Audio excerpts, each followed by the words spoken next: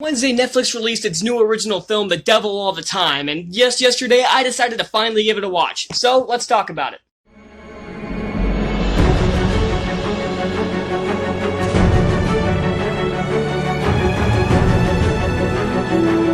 This was my second time to record this. I was recording for like 20 minutes before this, and none of the footage I actually recorded.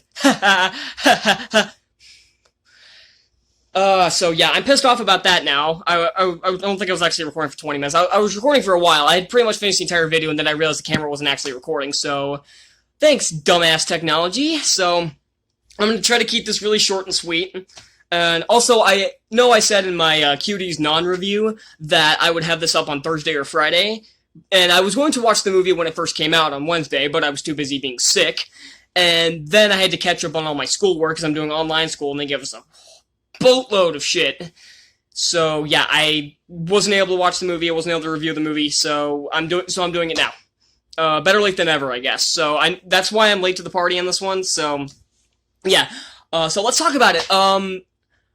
This is good. I enjoyed this movie. I'm so glad I get to talk about a good film, because after the last two reviews where I got pissed, and I ended up basically yelling my throat raw, I ended up doing that yesterday because I had a cross-country scrimmage, so I'm not going to do that today. So, yeah, I get to keep a very calm, collected review, and I get to be happy on this one, because this is a good film. There are problems, and I'll probably talk about the problems first. One thing I don't like about this film is the time period, is the timeline, because that sounds awkwardly phrased, I know, but this movie takes place in two different time periods. It takes place in, I think, 1945, and then in 1960-something, I want to say. It was like 67, I want to say. I don't know. But this movie it actually takes place in three different time periods. It takes place in 45, then in, like, 57, and then in the real timeline, which everything takes place where it has Tom Holland in it. And, yeah, so I didn't like how it did that, because it constantly jumps between time periods. I would be fine if it had three different time periods if it went like that. That would be fine, but it jumps back and forth so much. It's like, did anybody watch the movie The Snowman? Of course you didn't. The movie flopped at the box office and was a piece of shit with Michael Fassbender. But that was also a movie where it jumped between two different time periods, and I couldn't tell which time period it was until either Fassbender showed up or Val Kilmer showed up. And it's the same problem here. I didn't know which time period I was in until either Skarsgård showed up or Tom Holland showed up. So, yeah, that's one problem. I don't particularly care. You guys might be fine with that. That's just a personal preference. I prefer a movie to go in order, not jump around like it's on ADD. Like it has ADD. On ADD, that's not a thing. The editing is also another problem. I ragged on the editing in Mulan, so you guys know I really appreciate good editing. I really do. Mulan had some of the worst editing, probably the worst editing I've ever seen in a major motion picture.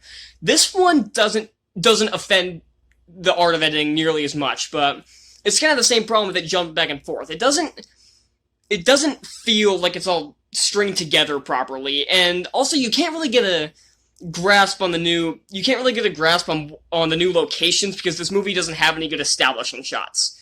And again, that's another problem Mulan had that I didn't even bring up in my review, but this movie doesn't have any good establishing shots, and that's one thing that drives me bonkers.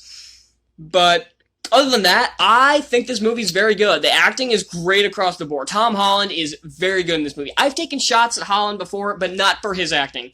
Like, I've taken shots at his Spider-Man films because I don't like that version of the character, but that's not his fault, and I have voiced my not so nice feelings about him being cast as Nathan Drake, because I think that's miscasting to 11. But I've never had a problem with his acting. He is phenomenal in here. This is probably the best performance I've ever seen out of this actor. And you guys all already know I like Robert Pattinson from my Batman trailer reaction, if you saw that. So I really like Robert Pattinson. He's very good here. The one thing that was kind of off about him was his voice, because he was doing the southern accent, and it was extremely high-pitched. I don't know if that whole was in the novel, because this movie is based on a novel. And fun fact, this was also narrated by the guy who wrote the book. And I didn't even know this was based on a book. Yeah, it's narrated by Donald Ray Pollock, who wrote the book, just like A Christmas Story was narrated by the author. So I thought that was interesting, but he has this really high-pitched voice, and I can't take him seriously. Every scene where he's like, he plays a preacher, so anytime he's like preaching to the audience at church, or when he's conversing in one scene where him and Tom Holland are talking, I can't take him seriously because of that voice. I try, and I couldn't stop. I was legitimately laughing. Not at his performance, but just at that high-pitched voice. I couldn't take him seriously, but his acting was fine. All the actors in this do a fine job. Skarsgård does great as Arvin, Holland's character's father, Willard, and the woman who played Alice in those god-awful live-action Alice in Wonderland movies is in this, and she does fine. This shows she's a much better actress than what she showed in Alice in Wonderland, where this was her expression the entire time. It was like Liu Yifei in Mulan. I'm making a lot of references to Mulan in here. And Harry Melling, who played Dudley in Harry Potter and was also in The Old Guard, is in this, and he does fine. He does his job well. The story in this is very good. The only this is another problem I have. The movie is way too fucking long. And you know it's long when your main character doesn't show up till 45 minutes into the movie. I'm serious. Tom Holland does not show up on screen until the 45-minute mark. I know, I checked. But it's kind of the same thing with, like, The Dark Knight. It's a good story, I just wish they trimmed it down a bit. And the story is very interesting. I was on the edge of my seat pretty much the entire time.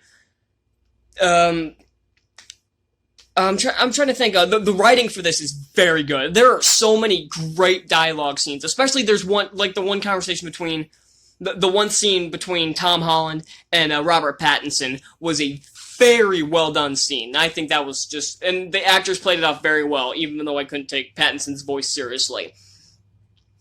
And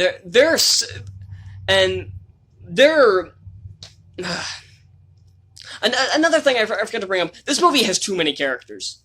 And I mean that. Books can get away with that. They can get away with having a bunch of characters because they are able to jump around and they know what they can do. This movie jumps around so much that we have so many freaking characters. I forgot to mention Sebastian Stan is in this too.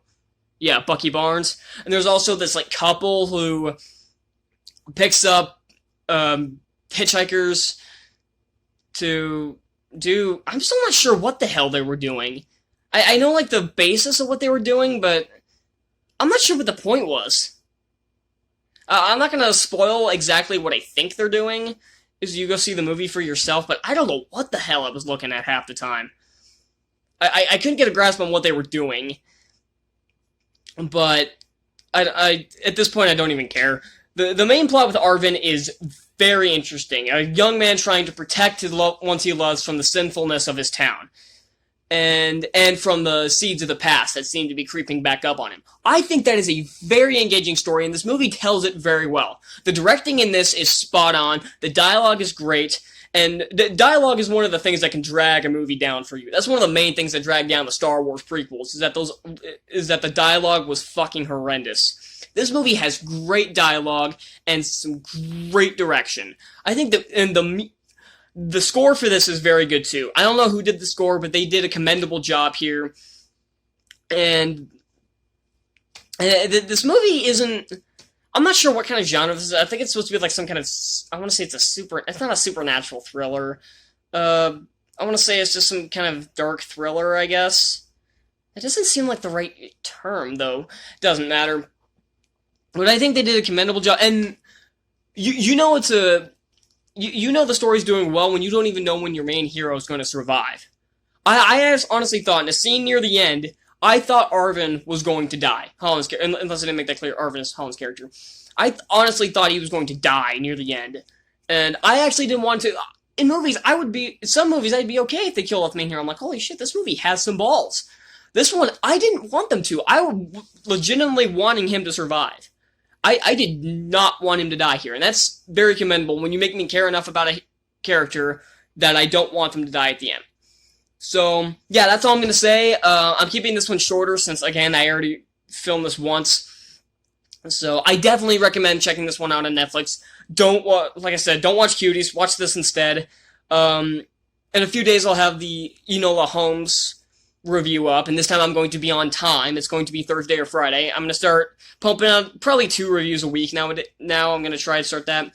So yeah, later this week, look forward to an Enola Holmes review, and there's also a Disney Plus film called Secret Society of Second-Born Royals that I'm kind of interested in checking out, so I'll probably have a review of that up, probably next week. So look forward to those, and that's all I'm going to say. Like I said, definitely recommended. I'm going to give The Devil All the Time a B. Thank you all so much for watching. Be sure to hit the subscribe button down below for more reviews, and I'm going to start new segments on this, talking about some, like, the worst movies I've ever seen, underrated movies, overrated movies, and just some movies I just want to talk about. So, yeah, sure to hit the like button, and comment what you want me to see. If there are any upcoming movies that you want me to see, I'll probably check some of them out, and, yeah, I'll see you all next time. Bye!